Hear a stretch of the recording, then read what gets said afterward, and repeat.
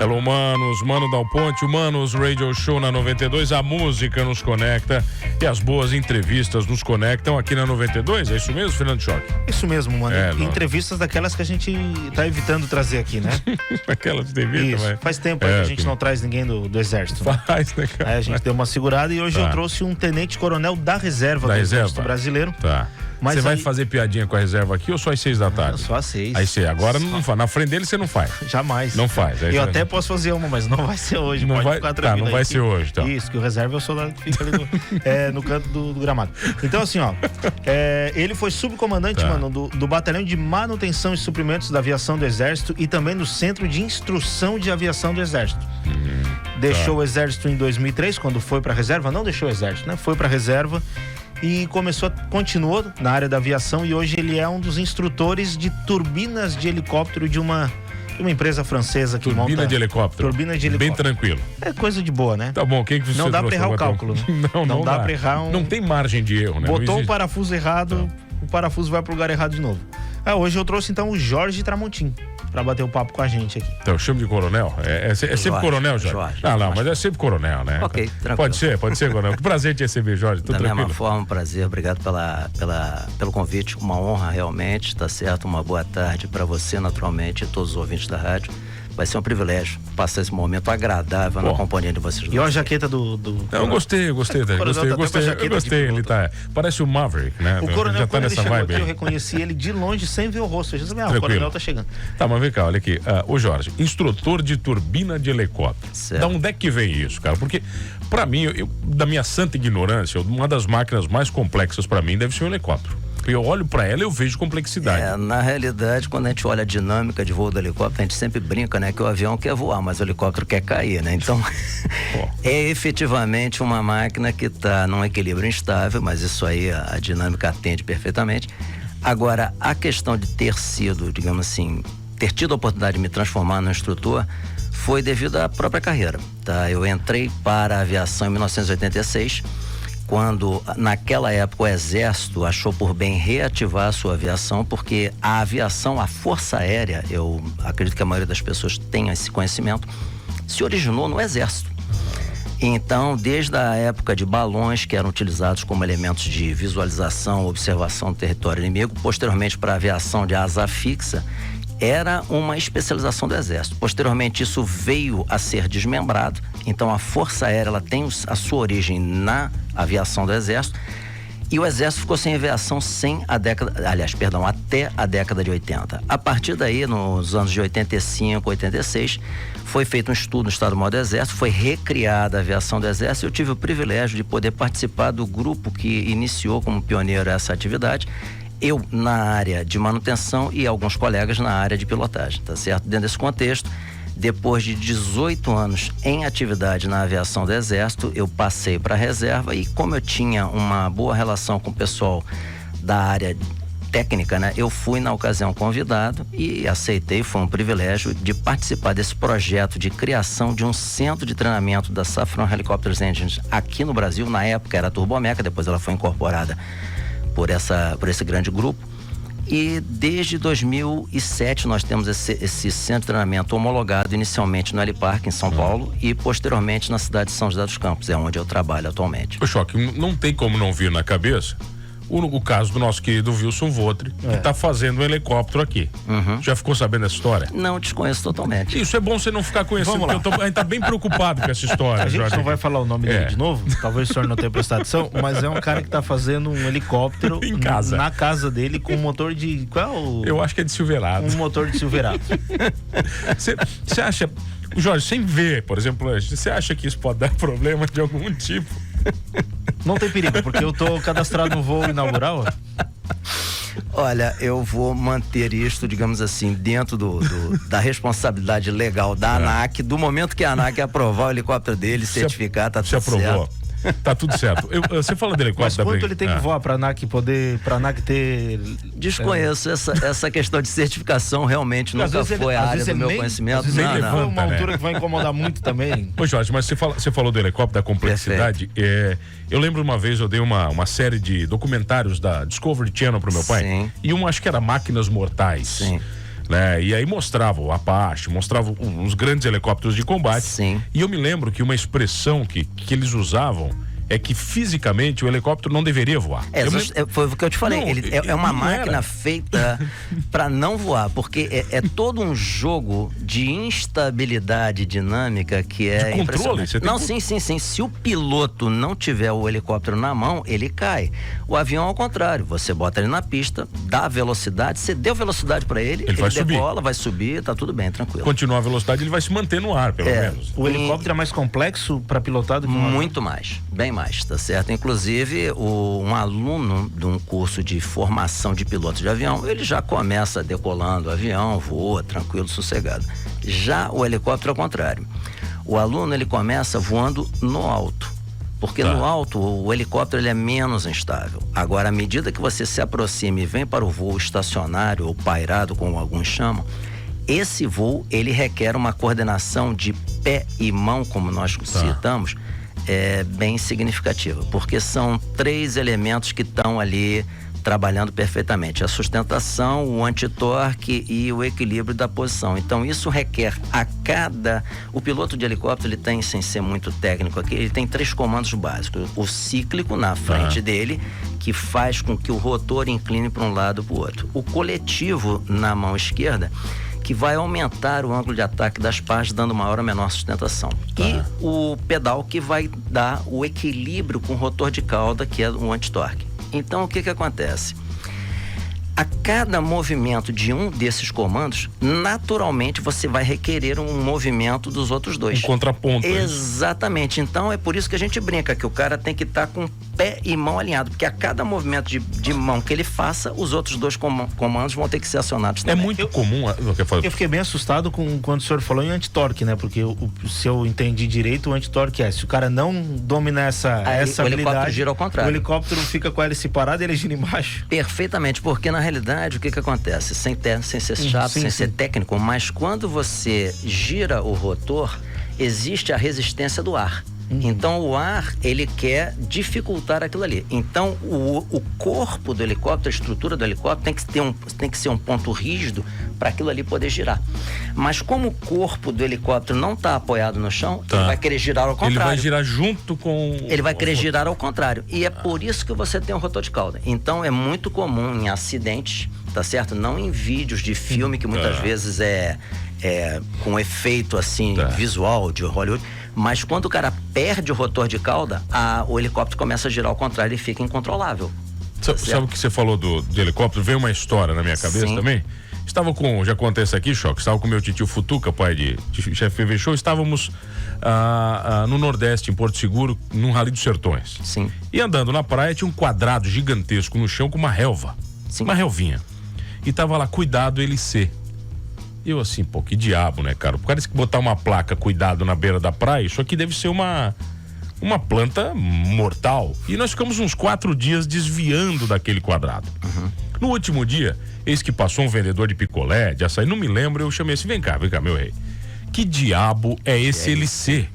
Ele assim, essa planta, ele assim: não, meu rei. Cuidado com a hélice do helicóptero, porque aqui desce o helicóptero pros turistas e as crianças vêm na hélice. Eu assim, a hélice que tá escrito nele. Acho que eu me lembro do helicóptero. E com certeza essa é uma grande preocupação de qualquer operador, principalmente militar, polícia militar que opera com helicóptero, é quando realizar uma aproximação de solo para fazer um resgate ou coisa parecida, e as pessoas que estão em volta. O risco realmente de um acidente grave é crítico e é preocupante. Agora, aquela força que o helicóptero faz, o deslocamento de ar na descida dele deve ser um negócio absurdo, né, Jorge? Ou como é que é? Porque parece ser muito grosseiro. Aquele fluxo de ar, ele é natural, o cara faz a aproximação e justamente nessa aproximação é natural que as pessoas que estejam em volta se afastam. O perigo está justamente após o elemento pousar. Que aí ele baixa o coletivo, aquele fluxo deixa de existir e aí, pela curiosidade natural das pessoas, elas querem se aproximar. E principalmente o rotor de cauda é crítico. Existe hoje uma tendência, em especial de algumas empresas francesas, de ter o que eles chamam fenestron. Fenestron seria uma grande janela em francês. Que é uma proteção em volta do rotor de cauda, e dessa forma ele tá digamos assim, recluso dentro daquela janela, e a partir daí a pessoa que passar próximo ali, ela corre um risco muito menor do que quando é o rotor tradicional. Só se eu colocar, fica muito mais bonito no design do helicóptero também, né? O Fredestron fica bonito no design do helicóptero. Fica, ele tem... Parece um helicóptero mais robusto, né? Sim, ele tem ganhos técnicos, aerodinâmicos bem significativos dentro desse contexto, tá certo? Mas um grande fator diferencial é a segurança operacional. Agora, uma coisa que eu sei também é que o Brasil é um dos maiores compradores e usuários do mundo de helicóptero, né? São Paulo é absurdo. São Paulo, ele tá sempre, é uma cidade que está sempre rivalizando com Nova York como o maior centro de helicópteros, digamos assim, de uso, né, cotidiano. Uso o quê? Agora você imagina se custasse o que custa nos Estados Unidos um helicóptero no Brasil, né?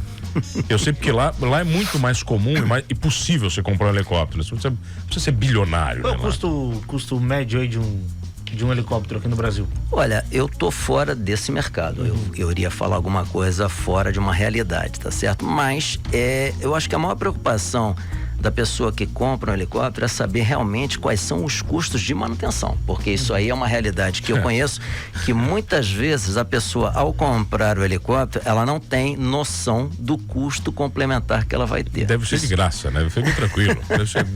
Botei na garagem, deixa ali. Não, sem ser deselegante, mas isso ocorre também em outros segmentos. O cara compra um carro de um segmento de luxo e depois ele toma um susto com o custo da manutenção. Mas, Jorge, contexto. Eu lembro dos amigos que compram, vão se aventurar em jet ski, cara.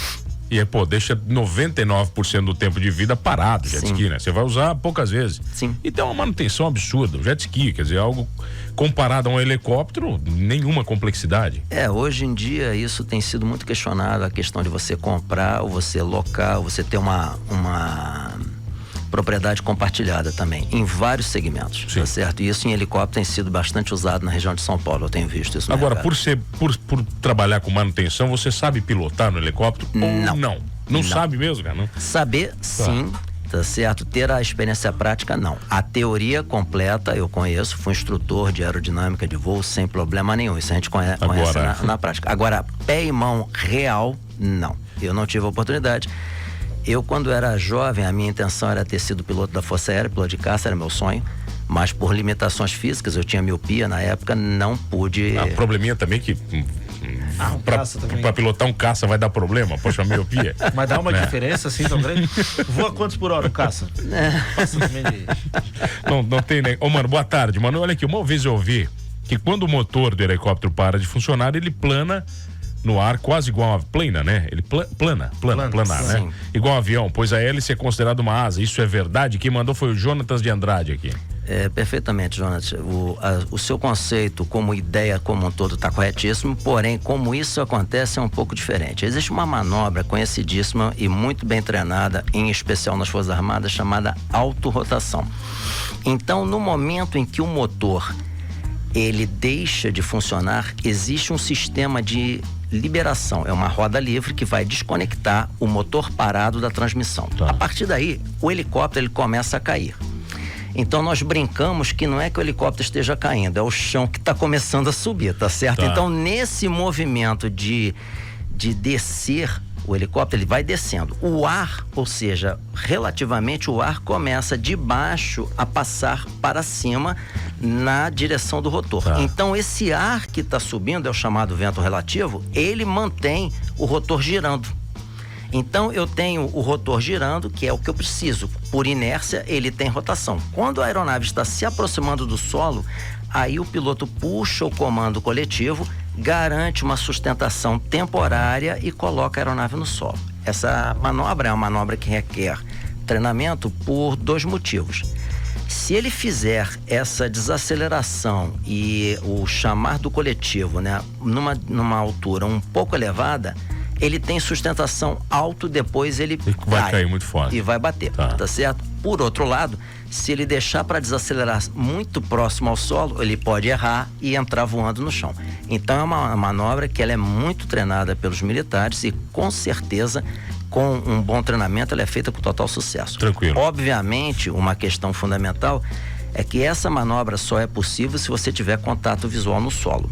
Por isso que existe restrições para você voar instrumento com um único motor. Você não pode fazer isso.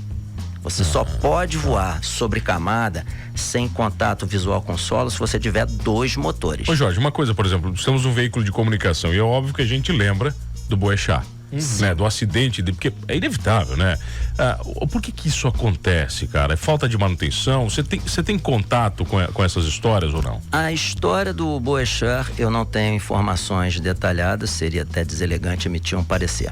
Porém, eu tenho um curso de formação no CENIPA, que é uma escola de excelência que nós temos em Brasília, na Força Aérea, que é o Centro de Investigação e Prevenção de Acidentes Aeronáuticos. Eu tenho essa formação no fator material. E uma das primeiras coisas que você aprende no CENIPA é que não existe um único fator contribuinte. Existem vários, tá certo? Então, existe o fator operacional, o fator material, o fator humano, o fator que é a missão que muitas vezes leva a pessoa a extrapolar determinados limites, tá certo? Então, ali, naturalmente, alguns fatores desses aí estariam presentes, tá certo? Com relação à manutenção, é possível que tenha ocorrido alguma coisa, mas nós procuramos em investigações verificar os fatores contribuintes e buscar desenvolver medidas preventivas. É a tal da teoria do dominó. Eu acho que todos aqui devem ter uma noção.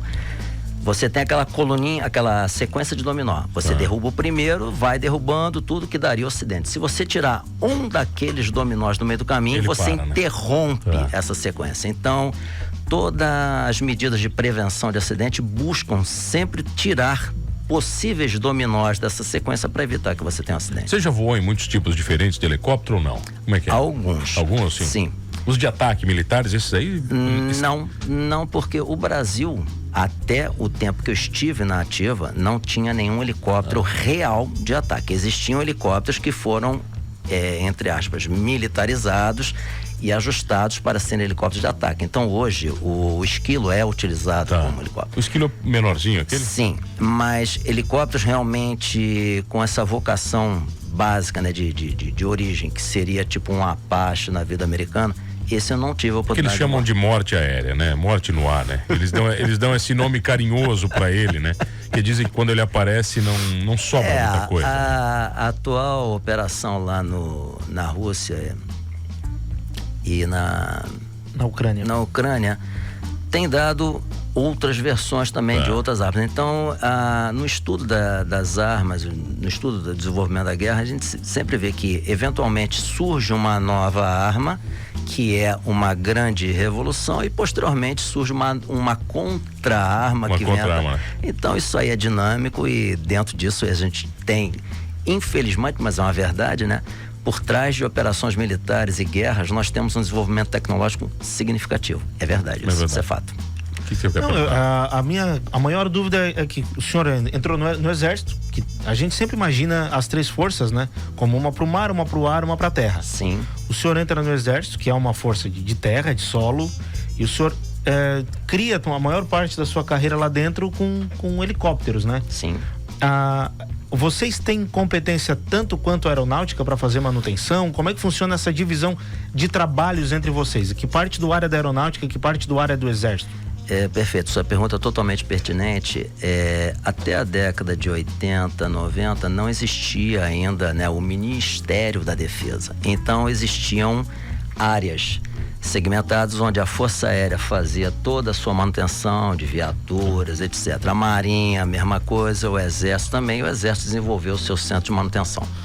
Essa integração, ela é extremamente desejável e saudável financeiramente para a União. Ela surgiu a partir da criação do Ministério da Defesa. Então isso foi redimensionado. Agora, uma questão que é muito interessante é por que o Exército tem uma aviação, a Marinha tem a sua aviação, a Força Aérea tem a sua aviação. É porque num território, numa situação de operação real, você tem níveis de responsabilidade diferentes. Uma vez foi muito interessante porque essa expressão foi alvo de muita brincadeira na escola de aperfeiçoamentos oficiais, que é uma escola para capitães. O futuro comandante do Centro de Instrução de Aviação Exército e a sua criação, Coronel Luiz Cláudio, ele usou uma expressão que foi alvo de muita brincadeira. Ele falou assim, não, o helicóptero para o Exército não é uma aeronave. É uma viatura terrestre que tem a capacidade de voar. E isso, quando foi colocado, foi alvo de muita piada. Mas é óbvio que ele disse com muita propriedade que o que nós queremos é um carro de combate que voe. Nós queremos uma aeronave que voe a baixa altura, não estamos preocupados com velocidade, nós queremos estar dentro de uma ravina a baixa altura, na cobertura da visão do radar do inimigo. É uma outra aviação completamente diferente de uma força aérea que voa em altitudes elevadas, está buscando garantir a supremacia aérea. Então, dentro desse contexto, é uma grande realidade operacional. Você tem realmente distintas aviações para as três forças com distintas finalidades. Da mesma forma, você tem uma polícia militar, você tem um bombeiro que tem, os dois são muito próximos, mas eles têm operações distintas. Enquanto a polícia majoritariamente ela está vocacionada para a ação, prevenção ou combate ao crime, o cara do bombeiro ele está buscando o resgate. Então são técnicas de pilotagem diferentes, são empregos diferentes e até mesmo desgastes das máquinas de diferentes, maneira diferente, em função da operação. Tá Ô Jorge, eu tive 2016, eu acho, eu não me lembro certinho. Eu fui numa palestra em Curitiba com Osiris Silva. Perfeito. E o Osiris contou a história da fundação da Embraer. E algumas histórias incríveis. E na época eu me lembro que ele questionava a compra de caças franceses pela então presidente Dilma Rousseff, né? E ele acabou fazendo uma palestra de quase 2 horas, contando histórias maravilhosas. Você chegou a conhecer o Osiris? Não tive a oportunidade de conhecê-lo. É uma referência para todos nós da aviação do Exército, da aviação em geral. O Dr. Osiris é uma pessoa que é um marco nacional. Na história, né? Na história. Ele é fantástico, tranquilo. Não, é uma motivadora palestra. Da mesma forma como a Embraer é um orgulho nacional. É nosso, né? É nosso, tranquilo. O mundo inteiro usa Embraer, né? Com certeza. E às vezes aqui a gente acaba não valorizando uma empresa tão gigante quanto a nossa, né? Você vê, essa característica de não valorização de coisas nacionais não é exclusivo da aviação. Infelizmente, nós temos uma cultura, né, de valorizar excessivamente o que é estrangeiro, e nós temos coisas fantásticas no nosso país. Tá, para encerrar, não sabe que a Embraer existe, que é brasileira. Que é brasileira. Que existe, não, mas não sabe que é brasileira, né? Agora, olha só, vem cá, o Osiris você não conheceu, agora você conheceu um tal de presidente aí, parece, você fez um curso com ele. Quem é um cara que você conheceu, rapaz? Conheceu bem, parece, pô. Eu não conheci o presidente, eu conheci o capitão Bolsonaro. Capitão Bolsonaro. Você fez um curso com ele? Sim, realmente eu conheci, como o companheiro fez a brincadeira aqui a fundo, porque foi realmente debaixo d'água, tá certo? Em 85 eu tive a oportunidade de fazer no Grupo Busca e Salvamento do Corpo de Bombeiro lá no Rio de Janeiro, um curso de mergulho, e nesse curso de mergulho, o mais antigo, o xerife do curso 01 lá, era o então capitão Bolsonaro. Eu era tenente naquela época, fiz uma amizade com ele e pude realmente ter a oportunidade de conviver ali, aqueles bons momentos, né, de 15 dias de curso, onde a gente via realmente uma excelente liderança militar, competência e, acima de tudo, um excelente preparo físico. Eu estava conversando com ele, eu fui nadador da Academia Militar, nível academia, e nós tínhamos a bordo um tenente que era temporário, era o que a gente chamou R2, e ele era mergulhador profissional, tá certo? Então nós tínhamos, digamos assim, uma facilidade com o meio aquático. E o então capitão Bolsonaro, né, que era o 01 do curso, ele foi o 01 também na colocação. Pô, bacana. Ele foi muito bem. Já era fanfarrão, desse jeitão dele, como é que era? Sempre foi um cara de muito bom humor, jogava bola, era uma liderança que, digamos assim, trazia muita coisa positiva, conduziu muito bem o curso e promoveu uma integração fantástica com o Corpo de Bombeiro, foi uma coisa maravilhosa. Posteriormente, eu cruzei com ele em 2 ocasiões, ele já deputado, quando ele foi justamente em cerimônias visitar a aviação do Exército, mas depois que entrou na carreira de presidência, nunca mais tive a oportunidade. Tranquilo, a agenda também tranquila, deve ser bem fácil, assim. Você ligar pra ele e dizer que ia te dar um abraço. Eu já encontrei com o Bolsonaro, depois que ele foi eleito. Não, você não encontrou. Encontrei com ele lá no cercadinho. Coronel, obrigado pela presença, prazer receber, obrigado pela gentileza. Forma, olha, um orgulho muito grande, fica à disposição, tá? E parabéns pelo trabalho que vocês fazem aqui. Obrigado pela aula, né? Nada, imagina. Pô, nem sempre que a gente consegue uma aulinha dessa de graça, né? Tem que voltar, né? Voltar pra falar da carreira militar. Isso, é que tem mais sobre helicóptero, a gente conversou sobre helicóptero e tal, tem mais fala história. Sobre a carreira militar vamos marcar marcar um bate-papo do Votri com ele pra ver se o Melhor helicóptero... não, mano. Melhor não. Melhor não. Vamos preservar o Vamos Votri. preservar o Votri. Até eu gostaria que não falasse o nome dele de novo, pra gente não ter problema. Coronel, obrigado pela presença. Da mesma forma, muito obrigado, foi um prazer. Obrigado, Fernando Choque. Obrigado a você que está comigo todas as tardes. Não esqueça de uma coisa: neste programa, somos todos humanos.